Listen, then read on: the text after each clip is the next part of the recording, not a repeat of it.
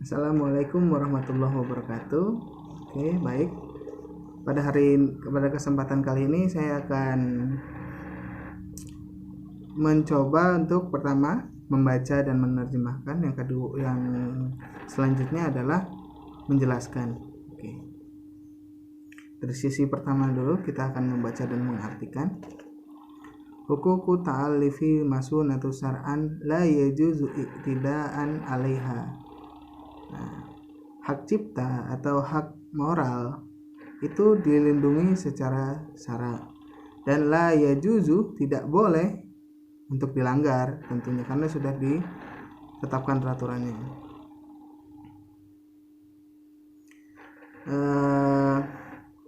Selanjutnya qararul khamis bisa nih hukukul maknawiyah.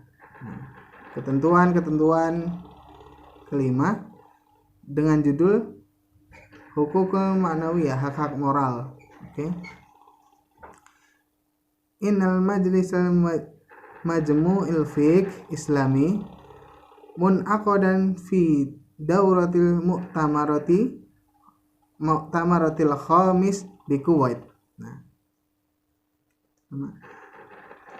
Para ulama-ulama fikih Islam mengadakan yang namanya kongres atau konversi yang kelima yang berada di Kuwait min awal ila sadis Jumadil ula alfin wa arba'umiatin wa tis'ah al muadil bil asir ila khamsata asar kanunil awal di Sambir alfin wa tis'umiatin wa samanun miladiyah, yang bertepatan pada tanggal 1 sampai tanggal 6 Jumadal Ula 1409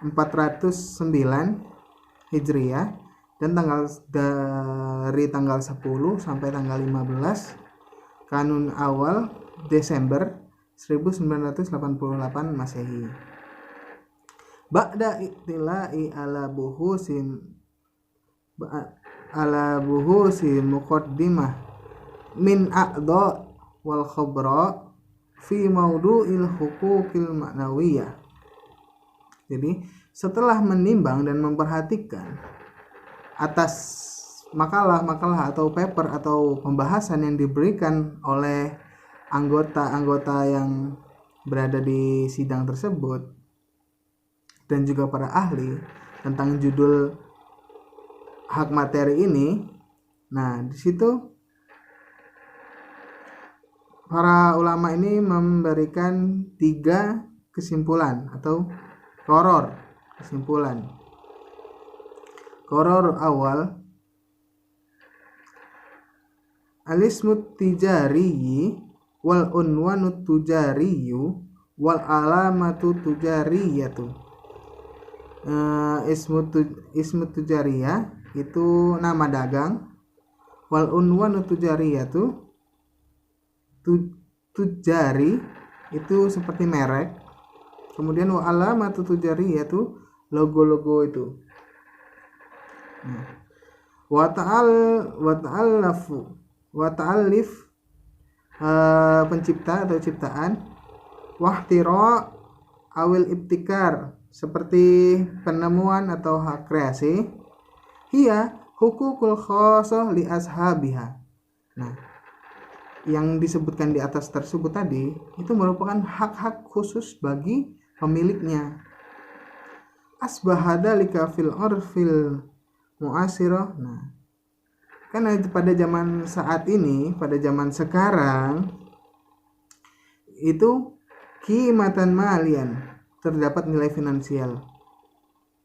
Mu'tabaratuh litamawulin nasilaha. Nah, karena di dalamnya itu ada hak-hak untuk penghasilan mereka atau omset mereka. Wa hadhil hukuk ya'taddu biha syar'an. Nah, hak-hak ini diatur oleh undang-undang atau peraturan.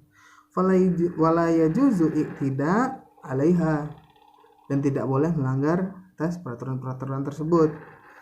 Qararus tsani yajuzu tasarrufu fil ismi tijari wal unwanu tijari awil alamatu tujariyah wa naqlu aiminha ba'da mali.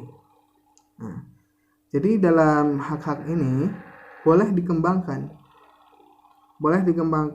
itu tadi nama usaha, merek, terus alamat dagang atau logo, atau dan juga hak-hak tersebut itu bisa dipindah tangankan, seperti diwariskan ketika pemiliknya sudah meninggal, atau bisa dihibahkan selama idan tafa'al gharar wa tadlisu wal ghaisu bi'tibari anna dzalika asbaha haqqan malian. Nah, itu tadi bisa dilimpahkan kepada orang lain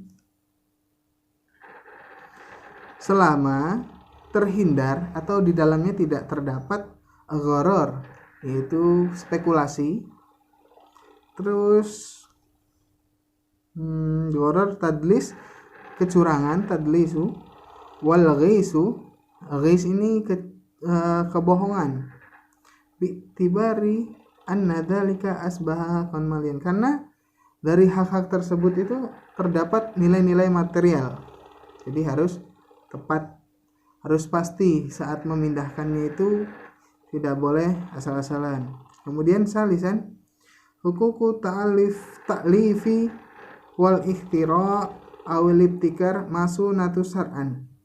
Yang ketiga ini hak-hak cipta atau hak-hak kreasi, wal ikhtira' penemuan, awil ibtikar ini inovasi atau kreativitas, masunatu syar'an dilindungi secara undang-undang atau syariat, wa ashabiha haqqan tasarrufu fiha. Nah, ashabiha atau pemiliknya mempunyai hak untuk mengembangkan yang dia punya tadi. Ya, dia punya hukuku ta'alif, apa semacam merek atau logo tadi, itu boleh dikembangkan. Wala yajuzu i'tida'u 'alaiha, dan tidak boleh melanggar dari aturan-aturan tersebut. Oke, sekarang sesi kedua saya akan menjelaskan dari qrar ketetapan pertama sampai ketiga. Ini penjelasan. Nah, merek, terus alamat dagang, merek dagang, ciptaan, segala macam itu sudah diatur dalam buku hukum kekayaan intelektual. Dari dosen kita sendiri juga sudah menulis buku ini, Bu Khairul Hidayah.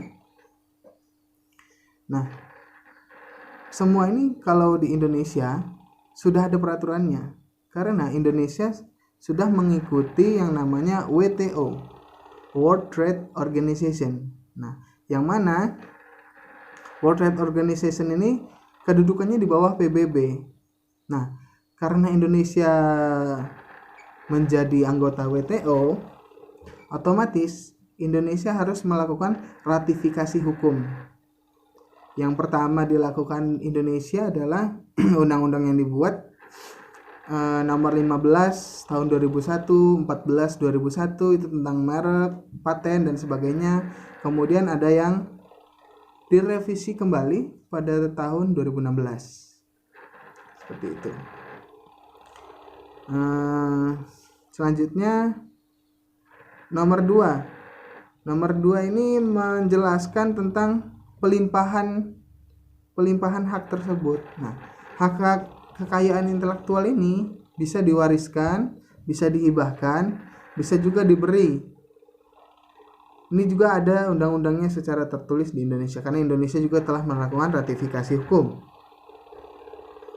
Nah, yang ketiga ini menjelaskan tentang pemilik atau li ashabiha, pemilik dari hak-hak tersebut itu boleh mengembangkan dari hak yang mereka punya. Agar apa? Agar para pemilik-pemilik ini mencatatkan terlebih dahulu atas karya ciptaannya atau merek dagangnya atau rahasia dagang dan sebagainya macam. Itu dicatatkan dulu di Dirjen kekayaan intelektual, karena di Indonesia menggunakan asas first to file. Jadi nggak bisa saling akun-akun mengakui ini produk saya duluan, ini punya saya duluan. Jadi di Indonesia ini pada zaman sekarang menggunakan sistem first to file. Jadi siapa yang mendaftar duluan ke Dirjen Kekayaan Intelektual, maka orang tersebutlah yang berhak atas hak kekayaan tersebut. Mungkin hanya itu yang bisa sampaikan. Kalau ada salah atau keliruan bisa disampaikan di kolom komentar. Mungkin sekian. Wassalamualaikum warahmatullahi wabarakatuh.